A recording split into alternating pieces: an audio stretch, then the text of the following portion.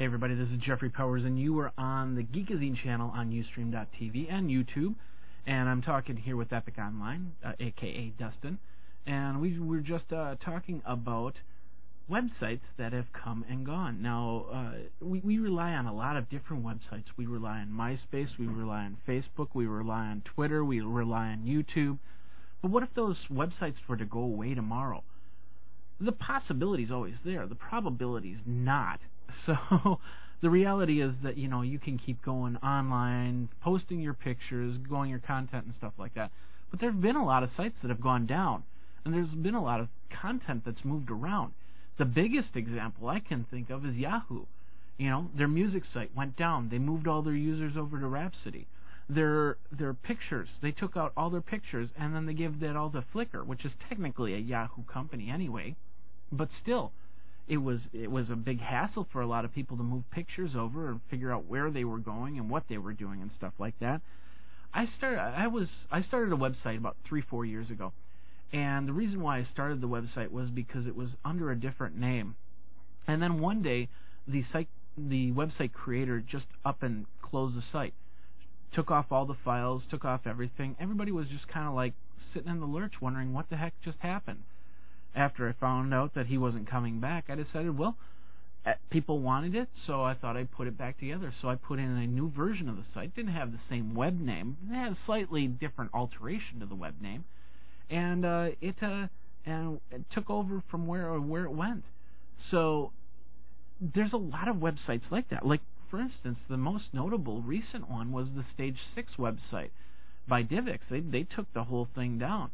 Of course, they took it down because of a lot of legality reasons and pressure and the price of maintaining, because that was a big video site. But there's some other ones that me and Dustin have been figuring out. Sites like Think Secret. In December, the Apple blog, which was a rumor blog, went down for the last time. The passing, I can't remember, I can't think of it offhand. The person that passed, big blogger from like 3-4 months ago, he passed, and they closed his website, and that was it for that website. So what do you do when that website goes away? What would happen? Let's say for instance, a lot of people have been speculating what Twitter's future is. A lot of people use Twitter. So what would happen if Twitter went down tomorrow? What would happen on your websites if Twitter went down tomorrow? Do you have a lot of stuff? Do you rely on a site like Twitter?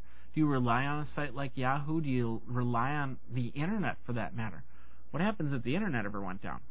Once again, possibilities there, probability not as much. So it's just something to think about, and something we talk about all the time. You never know when the next company just kind of disappears. And going back to Yahoo, if Microsoft does acquire Yahoo, do you think that things like My Blog or Flickr are going to stick around? Do you think like maybe even the Yahoo name, your email at yahoo.com, will that stick around? It's tough to tell. I would assume within like a 5 or 10 year span that would get phased out, and then there wouldn't be one. So it's interesting to see how much we rely on different things that could go away tomorrow, and we don't have any control of it.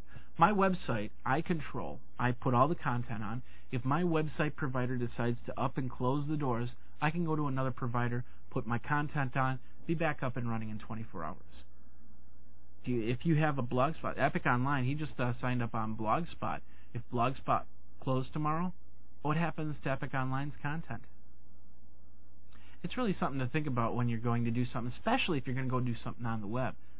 It'd be like having a car, and then all of a sudden the repo man shows up and says, you can't have this car anymore. But I paid for it. I'm current on my payments. You can't have this car anymore. And then you're without a car, and what do you do? It's just something to think about.